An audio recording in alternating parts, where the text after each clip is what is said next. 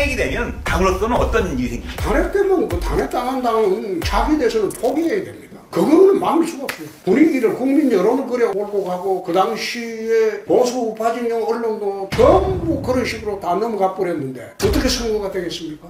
그 정권 흠나가는 거지. 당이 없어지는 거지. 한 번 더 그러면 당이 없어지는 거지.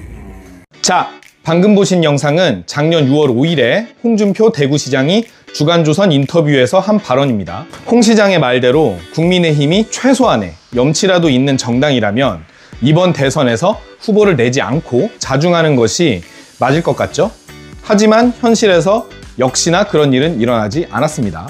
일단은 저 발언을 한 홍준표 시장부터 이번 대선에 출마를 하겠다면서 4월 11일에 대구시장을 사퇴하겠다고 공식 선언을 했기 때문이죠. 역시나 국민의힘이 국민의힘을 한 거라고 봐야 될까요? 이미 온라인상에서는 박근혜도 해내지 못한 일을 해낸 윤석열이라는 짤이 돌면서 헌법재판소가 박근혜 때와는 다르게 윤석열에 대한 모든 탄핵 사유에 대해서 위헌성을 인정했다는 이야기를 하고 있는데요.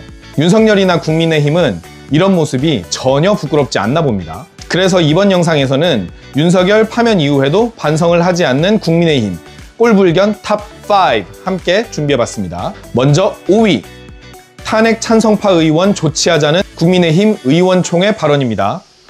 윤석열이 파면된 4월 4일에 국민의힘 의원총회가 열렸었는데요.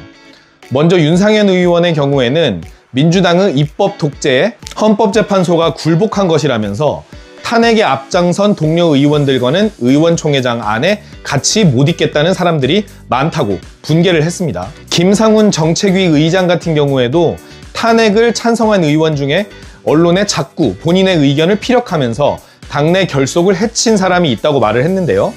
아마 김상욱, 조경태 의원 같은 사람을 지칭하는 것이겠죠? 한술 더 떠서 국민의힘 의원 중 한 사람은 발언대에 올라서 탄핵 창선 의원들에 대한 조치를 해야 한다고까지 말을 했습니다. 여기에 대해서 김상욱 의원도 공개적으로 비판의 메시지를 냈는데요. 윤석열 탄핵은 대한의 민주주의가 바로 서고 실질적 법치가 회복되며 세계의 대한국민의 위대함을 알린 날이라고 말을 했죠. 저는 이 말에 개인적으로 완전히 동의를 하거든요. 그런데 국민의힘 의원들의 생각은 아마 다른가 봅니다. 극우를 넘어서 반국가 정당, 반체제 정당이 된 국민의힘에 쓴소리를 하는 의원들이 이제 몇 안 남았잖아요. 그런데 이 사람들을 마녀사냥까지 하는 걸 보니까 국민의힘은 아직 국민의 회초리를 덜 맞은 것 같습니다. 다음으로 4위, 나경원 의원이 한남동 관저를 찾아서 윤석열과 차담을 한 장면입니다. 나경원 의원은 이번 12.3 내란 사태 내내 극좌파들이 대한민국 곳곳에서 암약하고 있다는 발언 등을 하면서 극우 지지층의 결집을 노렸죠. 판사 출신 국회의원이면서 가장 법조인스럽지 않은 망언들을 일관되게 해왔습니다. 대표적으로는 헌법재판소가 4대4로 각하 또는 기각 결정을 할 것이라는 주장을 한 것을 꼽을 수 있는데 막상 윤석열이 파면이 되니까 자신은 자유민주주의를 지키기 위해서 싸운 것이라고 말을 돌렸습니다. 태세 전환이 참 빠르죠. 그런데 나경원 의원은 윤석열이 파면되자마자 제일 먼저 한남동 관저로 소환됐습니다.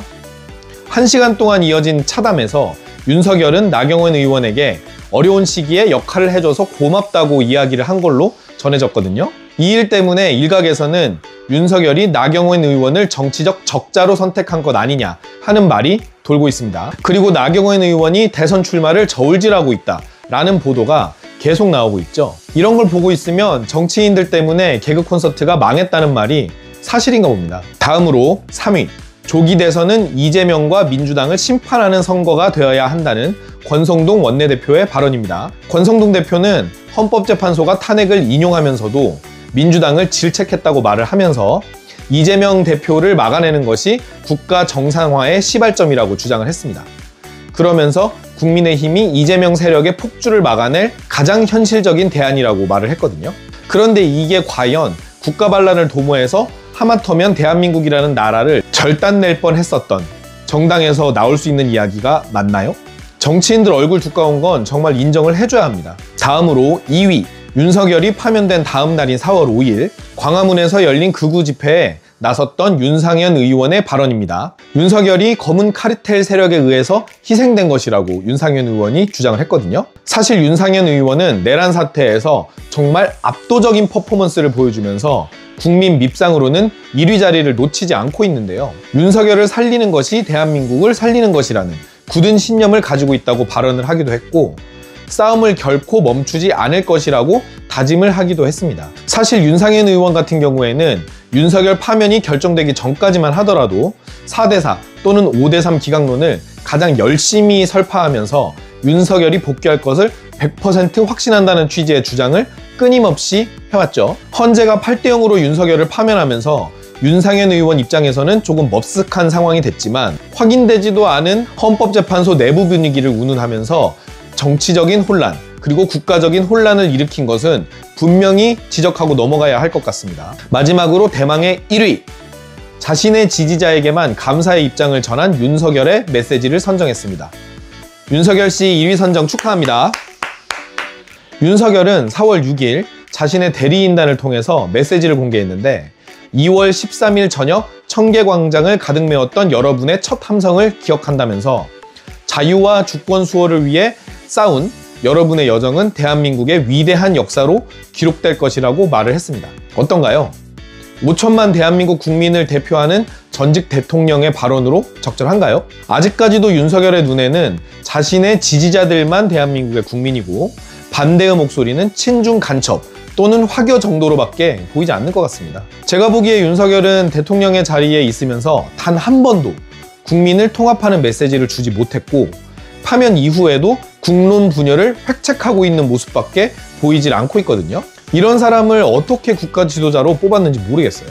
이제 대통령의 불소추 특권이 주는 방패막이는 전부 사라졌으니까 현재 기소가 된 내란 혐의에 더해서 주한미군 공격을 시도했다거나 북한의 공격을 유도하려고 했었다는 외환죄 혐의, 공천 개입 혐의, 법원의 영장 집행을 방해한 특수공무집행 방해 혐의 등등 모든 범죄 혐의에 대한 수사가 하루빨리 이루어져야 할 것 같습니다. 이번 영상은 여기까지입니다. 감사합니다.